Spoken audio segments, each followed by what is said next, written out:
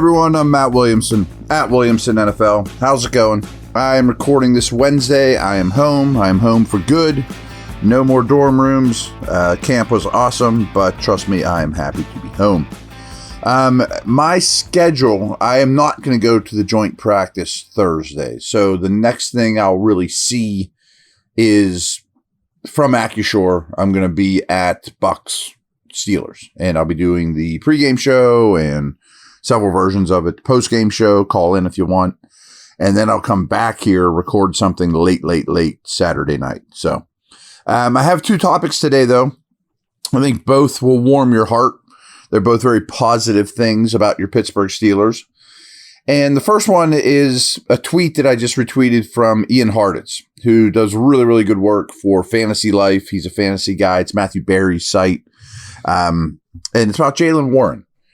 So if you combine Warren's 3 seasons, 2022, 2023, and 2024, which is a little lackluster for him because of injuries this past year, but still, over those 3 years combined since he's been in the league, there's 48 qualified running backs. I don't know exactly what he means by qualified, but you get the idea. I mean, it's X amount of carries or whatever. But still, there's 48 of them. Yards per carry. Warren is 6th. Only 5 or better. 4.8 yards per carry. Yards after contact per carry. He's also 6th. 3.4 yards after contact per carry. It's pretty awesome. How about percentage of tackles he's avoided per carry? First, almost 30%. It's a crazy number. Explosive run rate. 9.5% of his runs are explosive runs. Only 5 or better. Yards per route run. He is 7th. 1.4. That is a really high number for a running back to generate. Every time he runs a route, he generates 1.4 yards. Targets per route run. Just over 24%. So not only does he generate a lot of yardage per route run, but he gets targeted a high percentage, the 5th highest in the league. Yards per route run was 7th.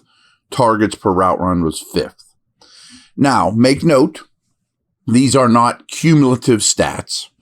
We don't know that if he would triple his workload, would he be 6th, 1st, 6th, 7th, 5th in all these categories still? The answer is probably not. But the fact that he's, frankly, as good as he is might surprise some of you and is a huge reason. I've kind of said all along, I kind of feel like he's been their best or one of their absolute best weapons since he's been in the league and remains that way. And as impressive as Gainwell is as a receiver, I'm starting to lean towards Caleb Johnson might take a while till he really gets going as even like the lead runner. I don't think he has any chance to be the lead receiver, and probably will be 3rd, Johnson, because protection's a problem. He's just not nearly as developed as these two. But I wonder, is Johnson not going to be thrown into the mix as quickly as you might think? Just because Gainwell's impressive, Warren is really good, as I just mentioned here. So I'll be honest, I wish I had something like ZipRecruiter, such a good service, when I was trying to break into the NFL scouting world. Didn't have any of those services back then. ZipRecruiter finds amazing candidates for you, and they do it fast. And right now you can try it for free at ZipRecruiter.com/audio. ZipRecruiter's smart technology identifies top talents for your roles quickly. Immediately after you post your job, ZipRecruiter's powerful matching technology starts showing you qualified people for it.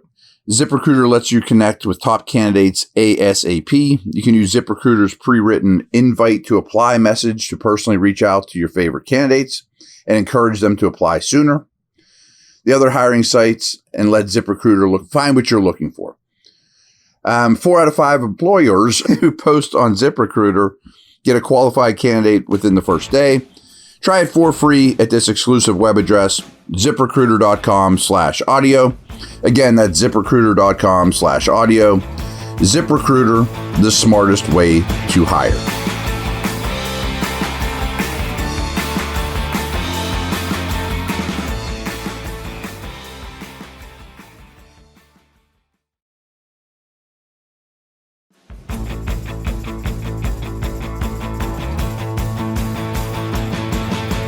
So how about this? Sharp Football. It was written by Joe Gibbs, not the former head coach who won a lot of Super Bowls, for Sharp Football Analysis, Warren Sharp. And Mr. Gibbs here did a deep dive of what teams had the best home field advantage in 2025. Toughest stadiums to play in.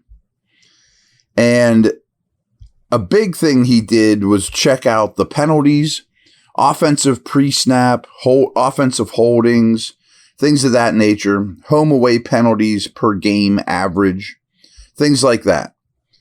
And the top 6 are all pretty much names you'd think. Denver was 6, brutal place to play. Cleveland's 5, give them credit, they are some good fans. They've had it tough, don't get me wrong. Green Bay is 4, not surprising. Philly is 3. The Chiefs are 2. And your Pittsburgh Steelers are number 1 at Acrisure Stadium. And here's what they had to say about it. First off, their home record from 2018 to 2024 is 37-21-1. That's just under 64% winning percentage. While their road record is 30-30-1, 50% during that time. Against the spread at home, they're winning 57% of the time. Against the spread on the road, they're 54%. Now, they have a key stat for all these teams, too. They're number 1 in home field penalty advantage, with 42.5% of opponent penalties being offensive pre-snap or holding, which they attribute to the crowd quite a bit. I also think it helps to have TJ Watt and Cam Hayward in terms of holding calls and pre-snap calls. That being said, still, here's what they say about though. Boasting arguably the largest and most loyal fan base in the NFL, the Steelers' top ranking should come as no surprise. Pittsburgh not only ranks number 1 in raw numbers for both home field advantage or penalty advantage and generating pre-snap and holding penalties on visiting teams, but it did so in convincing fashion.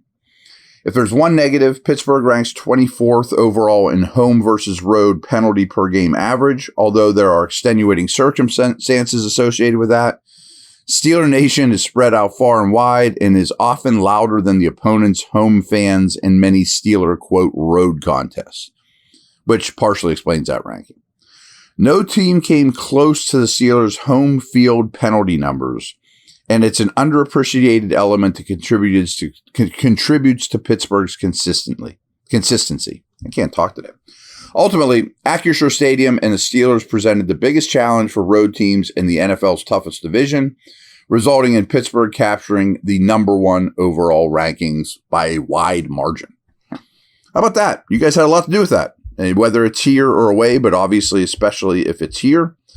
So had the best home field advantage in the league by a pretty wide margin. Now, I mentioned that the Browns are 5th amongst the rest of the division. Baltimore is 12th. I thought they'd be higher. And Cincinnati is 16th, right in the middle. What I find interesting, the Steelers are 1.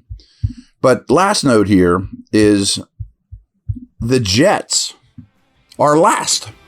Worst. And that's where the Steelers go in week 1. So, how about them apples? Warren, home field advantage, should make you warm and fuzzy. Over and out.